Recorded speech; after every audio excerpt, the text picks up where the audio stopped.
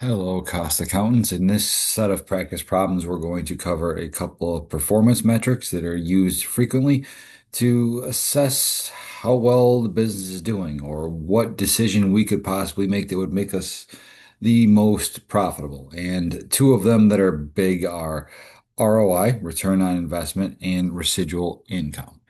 So in this question, we are going to be Bread Box Bakery. Blow it up to make it a little bit bigger so we can read it. There we go. Breadbox Bakery, go a couple more, there we go, has the following line items reported on the company's financial statement. We've had sales revenue of 1.2 million. Off of that, we generated $200,000 of operating income. We have $800,000 of net assets, and our minimum rate of return on assets is 9%. We're asked to compute real fast a couple of performance metrics for Breadbox Bakery. And with this, we're going to start with the ROI, the return on investment. So for this, all we need to do is take our operating income, which is given in the problem, is $200,000, divide it by our net total assets, which is $800,000. And if I do that, 200,000 divided by 800,000, come up with 0.25, or if I want to express it as a percentage, 25% on the dot. What does that mean? That means with what we have to work with $800,000 worth of assets, we are generating profits equal to 25% of that, or $200,000. So ROI is just a measure of what you're getting out of what you're putting into your business. You have to decide to upgrade machinery or take on, develop new patents. All sorts of things could be something that creates assets. Well, if you're going to do so, you're hoping it's going to increase your operating income. So you can figure out in this case, what is your return on the investment that you're making? And in this case over here, the return that Breadbox is experiencing on the investments it has made in the past of $800,000 to buy assets is about 25% of that on the year. Another one that we got over here is our residual income. And for our residual income, we're going to take our operating income, which in this case again is $200,000. And we are going to multiply that by our minimum rate of return. Every company has one of these, is what you expect to get out of stuff. In this case, what we expect to return off of every dollar we invest in assets, which is 9% times the amount of assets that we work with. And we got $800,000 worth of assets. So at our, hey, that didn't work out for me. Let me try it one more time. Minimum rate of return is 9% times our $800,000 in assets. There we go.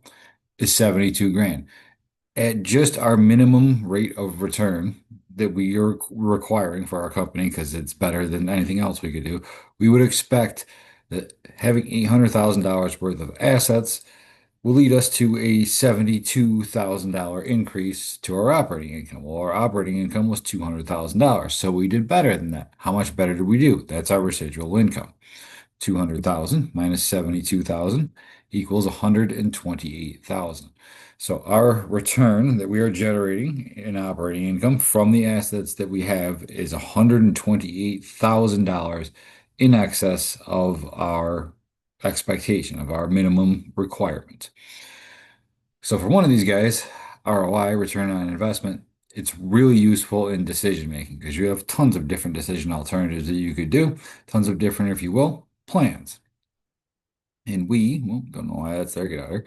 We can go through and we can figure out, in this case, is a plan worth doing? And if we have multiple different decisions, alternatives, different plans that we can get into, which one is going to be the best for our company?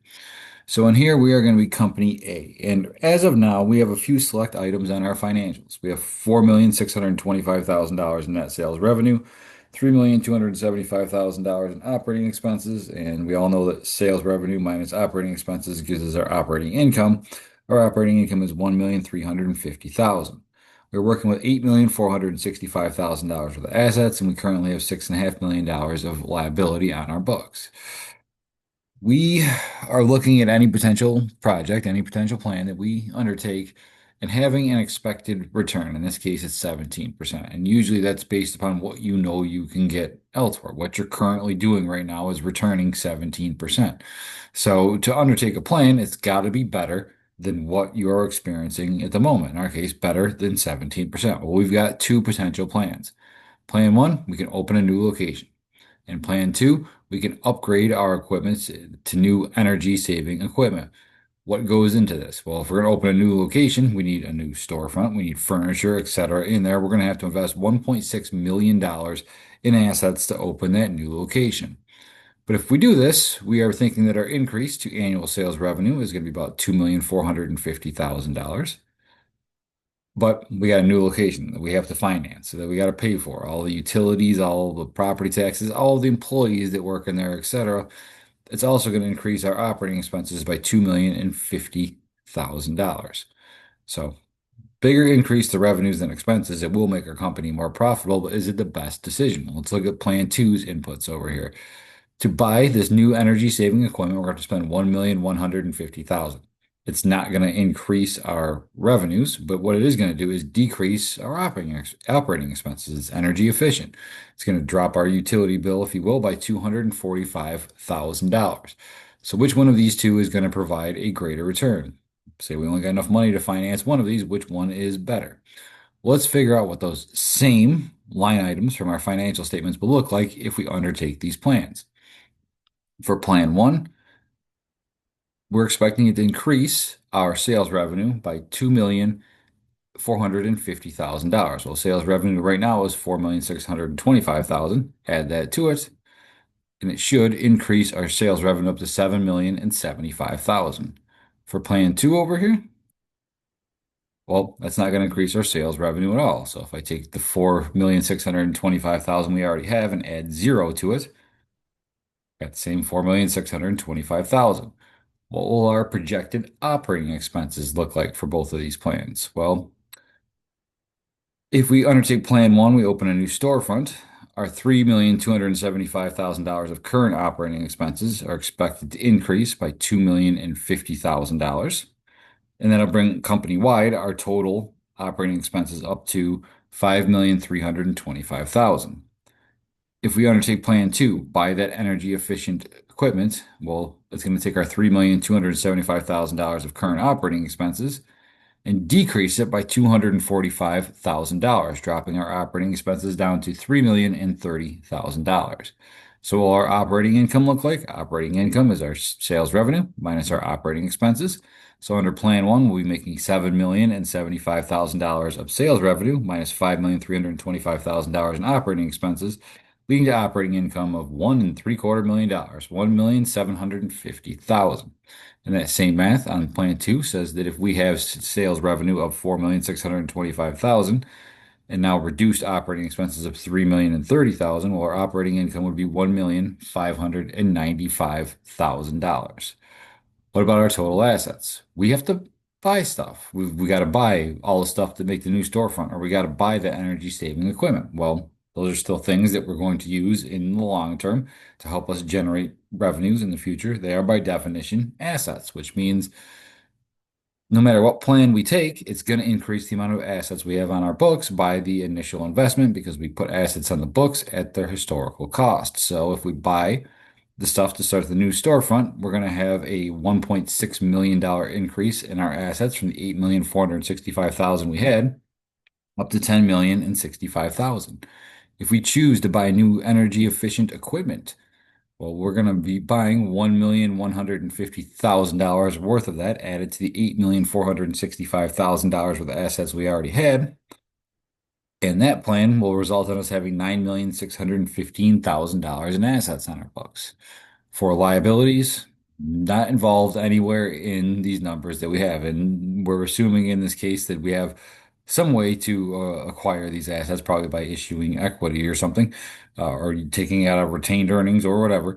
But nothing in here has said that we're going to have to change our liabilities. So that's going to be $6.5 million no matter what plan we choose. So going down to requirement two over here, determine what our ROI is going to be for our current operations if each plan is pursued.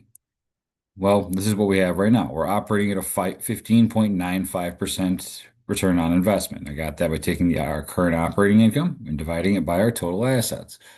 Well, what is it going to be if we pursue each plan? We just put the inputs in from our projections. We're projecting we take plan one, it's going to increase our operating income to $1,750,000, and it's going to increase our total assets up to $10,065,000.